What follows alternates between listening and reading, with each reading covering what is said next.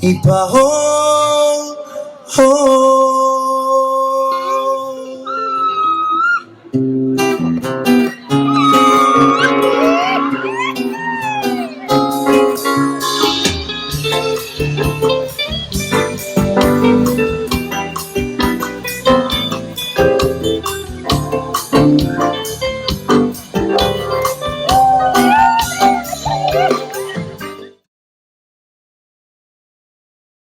Tout le monde, alors je vous propose de me suivre à travers ce reportage pour vous faire découvrir un peu plus sur l'enseignement de la danse tahitienne.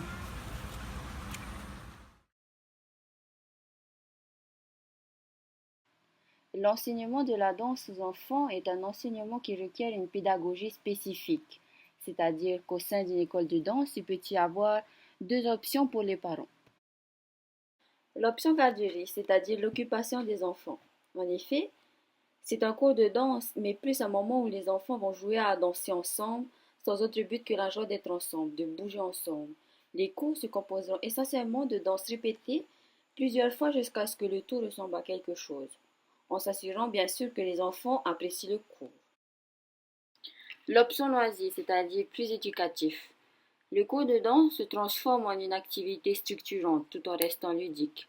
Dans ce contexte, l'enfant apprendra que pour faire partie du groupe, il faudra qu'il apprenne seul. Cette forme d'enseignement souhaite que chaque enfant soit corrigé individuellement. Donc là, la pédagogie fait appel à la compréhension et la psychologie de l'enfant, et non pas seulement à sa capacité d'imitation. En gros, d'une manière générale, l'enseignement de la danse aux enfants inclut plusieurs éléments comme l'apprentissage du rythme, l'apprentissage du lien entre le son et le mouvement, l'apprentissage du lien entre le langage et les mouvements, et la notion du déplacement dans l'espace avec un rythme.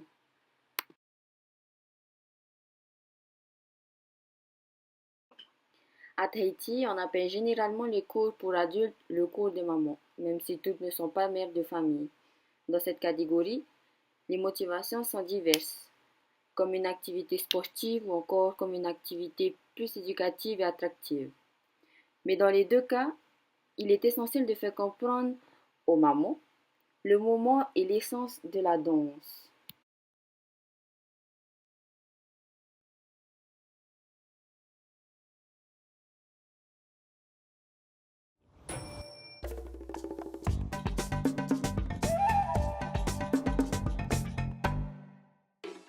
Le premier pas serait le tamau. C'est un mouvement de déhanchement latéral sous quatre formes, le tahiri tamau, le tamau tahiri, le tamau tahito ou encore le haere tifeni. C'est un mouvement qui s'effectue en trois temps, c'est-à-dire les mains sur les hanches, on fléchit les jambes et ensuite on balance le bassin de droite à gauche. Le deuxième mouvement serait le farapu. C'est le mouvement de rotation du bassin, un roulement rapide. L'accent du mouvement est dans le ventre. Quand l'accent du mouvement est dans les fesses, le pas s'appelle alors le farori. Le farapu ou le farori se roule dans un seul sens, droite ou gauche, celui qui est proche à chaque personne. Le sens de rotation dépend en effet du pied d'appui naturel de chaque danseuse. En langue tahitienne, farapu est un verbe qui décrit le mouvement de la main qui remue la soupe dans une casserole avec un mouvement circulaire. Suite à ce mouvement, il est aussi possible d'y ajouter des gestes. Le troisième mouvement serait le varu. C'est un déhanchement en forme de 8 horizontale. En langue tahitienne, le varu désigne le nombre 8.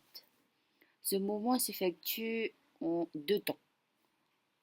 On fléchit les jambes, puis on déhanche le bassin sous forme de 8, en poussant de droite vers la gauche. Ensuite, suite à ces mouvements-là, il est possible d'y ajouter des gestes. Le quatrième mouvement serait le ruru. C'est un tremblement du ventre et des fesses. En langue tahitienne, ruru signifie trembler. De la danse. Pour moi, l'enseignement de la danse c'est quelque chose d'assez spécifique parce que il faut savoir coordonner toute une équipe, savoir tout gérer en même temps, apprendre des gestes, apprendre une chorégraphie, donc c'est vraiment compliqué. Et bon, c'est quelque chose de bien parce que la danse fait partie de notre culture. Et ben voilà, au final, quand tu as fini d'enseigner la danse, c'est quelque chose de beau, c'est magnifique à voir. Et puis voilà. En règle générale, la danse ne forme qu'un, mais il peut y exister différentes formes d'enseignement en fonction des motivations des élèves, de leur âge et de ce qu'elles attendent effectivement de la pratique de la danse tahitienne et de leur cours de danse. En effet, il n'y a pas d'âge pour danser, tout le monde peut danser. Ça varie de 5 à 75 ans, voire même plus. La tradition de la danse tahitienne en Polynésie permet à toute personne de s'adonner à la danse en diverses circonstances et à tout âge de la vie. La manière d'enseigner la danse à Tahiti peut être très différente d'une école à une autre. Il n'y a pas de pédagogie type. Certaines écoles expliquent le mouvement avec plus ou moins de détails. D'autres préfèrent montrer seulement afin que chaque élève apprenne davantage par imprégnation qu'en mentalisant. Chacune a son propre rythme.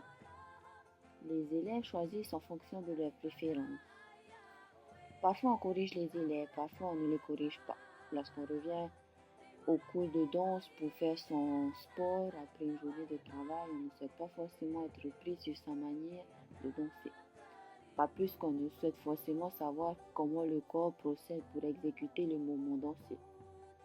En résumé, l'enseignement de la danse étant devenu une activité économique rémunératrice, les écoles s'adaptent généralement aux attentes de leur clientèle. Chacune a sa manière de procéder, sa propre philosophie de la question. La danse est une, mais on l'enseigne de manière différente.